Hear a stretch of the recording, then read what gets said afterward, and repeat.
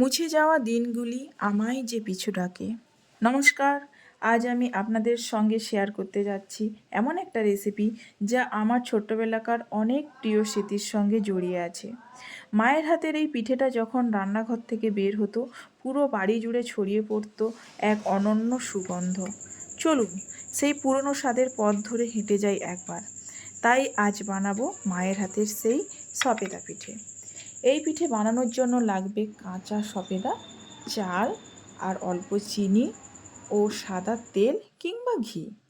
খুব সামান্য উপকরণেই অল্প সময়ে বানানো যায়। বাড়ির গাছ থেকে কয়েকটা বড় বড় সবেদা তুলে নিলাম। এইভাবে নেট পেতে সবেদাগুলো তুলে নেব, নইলে মাটিতে পড়ে ফেটে যাবে, যেটা খেতে ভালো হবে না। আপনারা চাইলে বাজার থেকে কাঁচা সবেদা কিনে আনতে পারেন। ও বাই দ্য ওয়ে, সবেদাকে চিকু বলা হয়। আর কি নামে ডাকা হয় আপনারা কি কেউ জানেন? জানলে নিচে কমেন্ট করে জানান। এই পিঠে বানানোর জন্য প্রথমে 4টে সবেদা ধুয়ে নিয়ে ছালটা পিলারের সাহায্যে পিল করে নেব। এখানে দেখতে পাচ্ছেন সবেদা থেকে হালকা হালকা আঠা বেরোচ্ছে। আমি না সবেদা পেড়ে 4 দিন নর্মাল ওয়েদারে রেখে দিয়েছিলাম, তারপরেও আঠা বেরোচ্ছে। এটা আরও 2 দিন পরে কাটলে ভালো হতো। যাই হোক, পাকা সবেদাই পিঠে হবে না, কাঁচাই লাগবে। এবার সবেদাগুলো টুকরো টুকরো করে করে কেটে নেব। শিল নোড়াতে থেতো করে বেটে নিলাম। একদম মিহি করে বাটলাম, আপনারা চাইলে মিক্সিতেও বাটতে পারেন। আর এই চালটা আমি 6-7 ঘন্টা ভিজিয়ে রেখেছিলাম। দেখুন চালটা কতটা নরম হয়ে গেছে। এটা আমি ভাতের চাল নিয়েছি, আপনারা আপনাদের বাড়িতে যে চালটা ভাত হিসাবে বানান সেটা নিতে পারেন। এখন এই চালটাকেও একদম মিহি করে বেটে নেব।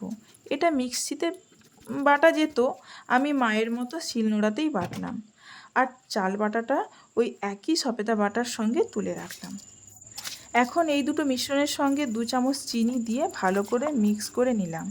যদি আপনারা মিক্সিতে সবগুলো বাটেন তাহলে অনেকটা পাতলা হয়ে যাবে।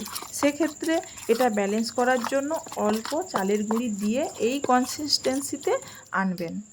এখন একটা প্যান নিয়ে তাতে অল্প সাদা তেল দিয়ে কিংবা আপনারা ঘিও দিতে পারেন। ওতে মিশ্রণটিকে গোল গোল চ্যাপ্টা আকারে কড়াইতে দিয়ে দেব, ঠিক যেমন ভিডিওতে আমি দিচ্ছি। এবার এক পিঠ লাল লাল ভাজা হলেই অন্য পিঠটাকে উল্টে দেব আর এইভাবে লাল লাল করে ভেজে নেব। সবেদা একটা সুস্বাদু ও সুমিষ্টি ফল। সারা বছর পাওয়া গেলেও গ্রীষ্মকালে এর ফলন বেশি। এতে যেমন ক্যালোরি কার্বোহাইড্রেট আছে, তেমনি প্রচুর পরিমাণে ফাইবারও আছে। তাছাড়া এতে আছে মিনারেলস যেমন পটাশিয়াম, আয়রন, ম্যাগনেসিয়াম এবং ক্যালসিয়াম। আর আছে ভিটামিন, যেমন ভিটামিন সি, এ, বি। এটি যেমন হজমে সাহায্য করে, কোষ্ঠকাঠিন্য দূর করে, তেমনি ত্বক ও চুলের স্বাস্থ্য ভালো রাখে। উচ্চ রক্তচাপ নিয়ন্ত্রণ করে ও দ্রুত শক্তি যোগায়।